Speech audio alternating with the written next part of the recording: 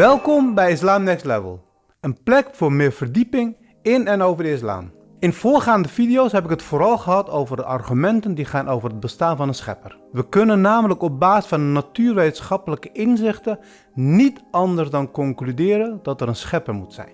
Ik zei het al eerder, hè? De hedendaagse natuurwetenschappelijke inzichten nopen ons te accepteren dat alles wat bestaat een begin heeft en dat er iemand of iets moet zijn die het startsein heeft gegeven. Met andere woorden, hedendaagse wetenschappelijke inzichten dringen het aan onze hersencel op te accepteren dat er een schepper is. Welnu, nu we aannemelijk hebben gemaakt dat er een schepper is, dringt een andere vraag zich op aan onze hersencellen. Waarom heeft deze schepper alles wat bestaat gemaakt? Waarom heeft deze schepper de mens geschapen? Waarom heeft deze schepper mij geschapen?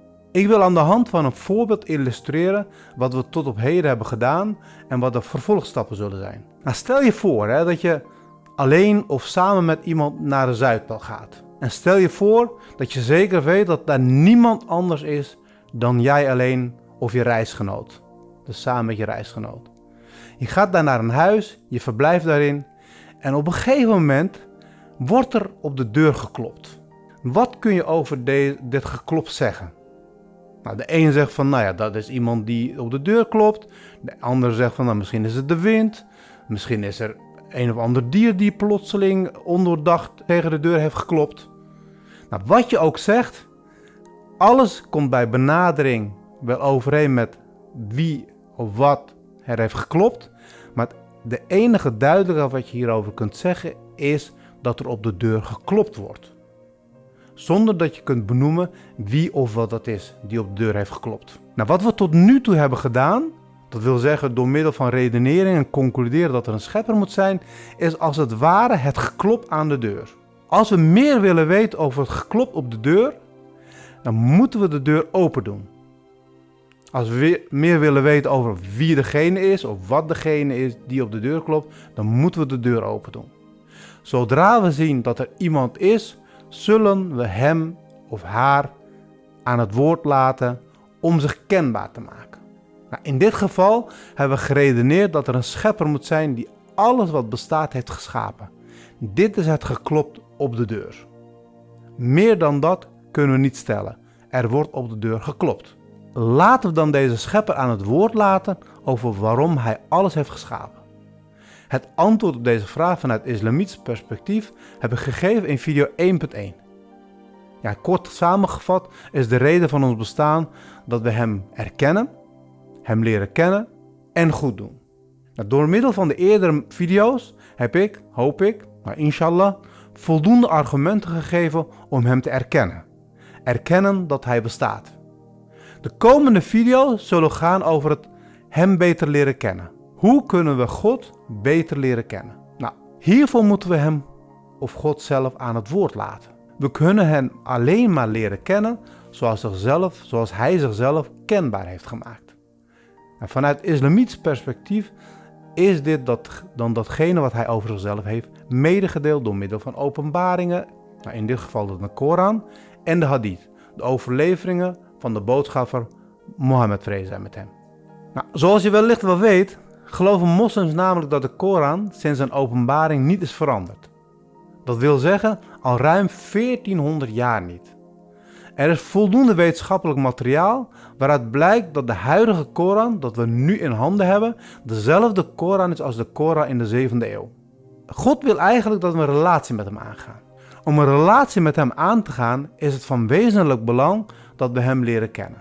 God leren kennen kan alleen maar door middel van zijn eigenschappen.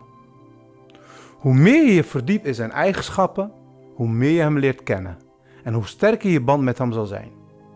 En om hem beter te leren kennen, moeten we dus zijn eigenschappen leren kennen en deze blijven overdenken. Nou, op dit punt is het van belang te melden dat het voor moslims verboden is of afgeraden wordt om na te denken over zijn wezen en over hoe hij eruit ziet. Het is namelijk onmogelijk om zijn wezen te kennen, om zijn wezen te doorgronden en een beeld over hem te vormen. God is immers oneindig en wij zijn beperkt. Hij is absoluut, terwijl wij mensen over alles een idee vormen op basis van relativiteit. Dat wil zeggen door te vergelijken met iets anders. Nou, God kunnen we nergens mee vergelijken. Dus kunnen we ook geen beeld over hem vormen. Nou, hoe kunnen we hem dan wel leren kennen? Dus zoals gezegd, kunnen we ons verdiepen door ons te verdiepen in zijn eigenschappen. Zijn kwaliteiten of zijn karaktereigenschappen. Nou, als we ons verdiepen in de Koran en de Hadith, dat wil zeggen de overlevering van de boodschapper Mohammed, vrede zij met hem, zien we dat er 3 soorten eigenschappen van God zijn. Ten eerste de essentiële eigenschappen. Dit zijn eigenschappen die bestaan in het wezen van God. Dit zijn eigenschappen die alleen hem toebehoren. Deze eigenschappen kunnen niet worden toegeschreven aan schepsels, of deze schepselen nou dood of levend zijn, het maakt niet uit. Deze eigenschappen kunnen niet aan hen worden toegeschreven. Tweede soort eigenschappen zijn de eigenschappen die bij God oneindig zijn, maar die schepsels, en vooral de mens, ook in bepaalde mate hebben. In bepaalde mate, in beperkte mate. De mens heeft deze eigenschappen, opdat hij deze eigenschappen kan ervaren. Door deze eigenschappen te ervaren kun je namelijk God beter leren kennen dan alleen op basis van kennis die tot je komt. En ervaring is immers een betere of een sterkere vorm van kennis dan alleen informatie die jou via derden bereikt. Een derde vorm van eigenschappen zijn de Asma al-Husna, dat zijn de mooiste namen. Dit zijn de 99 schone namen van God en deze eigenschappen zijn denk ik de bekendste eigenschappen bij de mensen. Iedereen heeft er hier wel van gehoord, denk ik. Nou, in de volgende video's zullen we ons verdiepen in deze 3 soorten eigenschappen van God. Hopelijk, inshallah, zullen deze video's je helpen om hem beter te leren kennen en je relatie met hem te versterken.